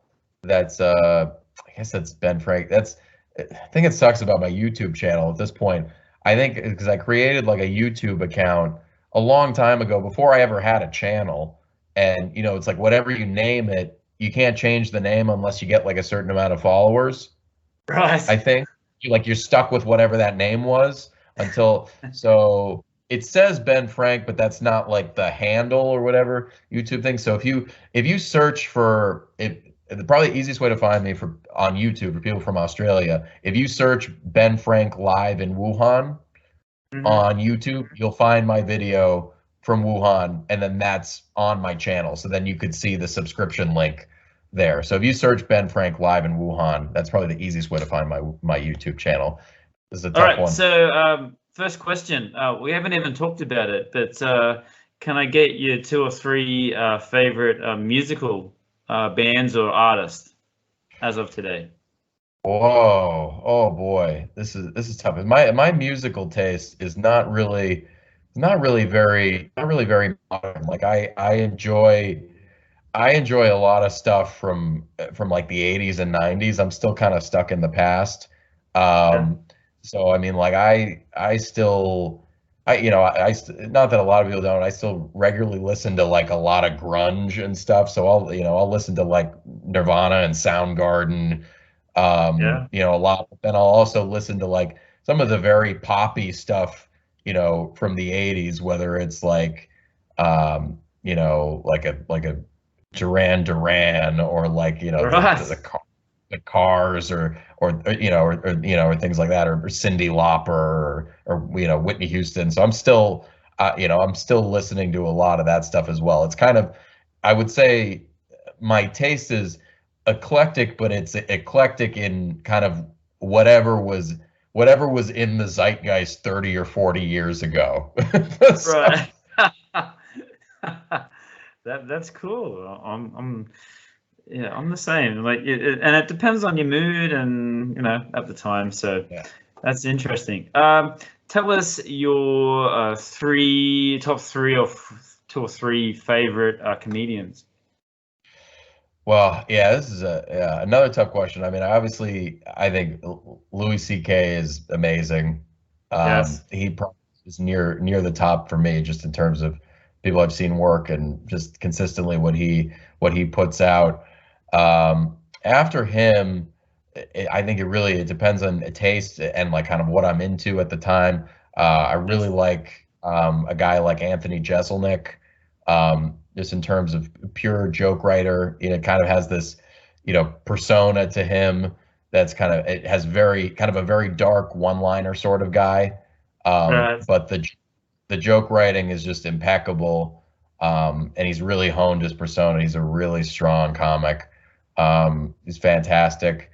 Um, Besides that, recently there's this last few years there's this woman named Beth Stelling, who's really funny, who had like a half hour on Netflix. I think she also maybe had an HBO thing as well, and she's been on like different various late night shows. But yeah, her half hour that she did on Netflix maybe 3 or so years ago was one of the best half hours I've ever seen. It's just really funny comic from Chicago. So those would be some of my. I mean, there are a million great ones also that I enjoy. Someone like a Mark Normand or Sam Morrill, Yeah. people who are just, there are a million of them. Too many Yeah. to name. And final question, Ben. Who is your greatest inspiration / hero? Whew. Oh boy, that's tough. Um, I do think in a weird way there's like a combination of people where I think I do look at some famous people where it's like, athletes that I really admire, and I kind of Mm. have seen, athletes that have incredible work ethics, and are really well, accomplished, and people I've rooted for over the years, someone like Tom Brady, that has Of course. accomplished a lot, but is also clearly put in the work to be where he's gotten, and that he's just so driven to be the best at what he does. And that you're like, wow, if I could channel 60% of what that guy does, I'd have a great career in whatever I'm doing. So, and just the fact that he had to, was not a highly touted prospect, and had to work Hard. his way to, where he got. I really respect that. But then at the same time, I look at it, and one thing that I've kind of underrated over the years is that, even if it wasn't a conscious thing, I think growing up with two parents who had careers that they liked, um, I think was a really positive thing, for Mm. me, and just in the sense that even if it wasn't a conscious thing, it showed me that, you should go after what you like doing. My dad, always, you know, has been passionate about the work he's done, in computers, and my mom always, liked being a nurse. That was what she wanted to do. Mm. So just having two parents that did jobs that they were passionate about, I think implicitly sent me the message, even if I didn't know what I wanted to do for years, implicitly sent me the message that, oh, you should try to do a career that you enjoy. Like that is something to strive for. So I Yeah. think that example was valuable to me. Yeah. And just quietly, how does it feel to see Tom Brady in another uniform now, You winning know, still? that's a good question. I feel like I've taken it really well. Um, Yes. and I think most Patriots fans have as well, that he left as a free agent, but I mean he gave us the best. He gave us 20 great years, and he accomplished more than almost any other American athlete has ever accomplished in any team sport. So you can't really be mad at him, because he gave us everything that he possibly could, and he accomplished so much that I think we're like, well, he has the right to go wherever he wants. And also, I think secretly, maybe we don't want to admit this, but we realized when he left, like, we probably didn't have a team that was good enough at that point where the next couple of years he'd be competing for a Super Bowl with us. Yes. So seeing him now with Tampa Bay, I've been rooting for him every time Tampa Bay comes on. I'm rooting for them. When they were in the Super Bowl last year, I was rooting for them, especially because they also had Gronkowski. So I've watched Tom Brady throw to Rob Gronkowski a million times. Yeah. So watching them connect in the Super Bowl on a touchdown, you almost think that you're like, oh, we're almost just watching the Patriots again. That's right. That was the go-to so many times. You would have seen that so many times, just him doing that short pass to Gronkowski, right? Yeah. So I've been really, not that it matters or that he cares, but I've been very happy for him, and I want to continue to see him do well. So I mean, obviously, I still root for the Patriots; they're my team. But if the Bucs are on and they're playing anybody besides the Patriots, I'm usually rooting for them.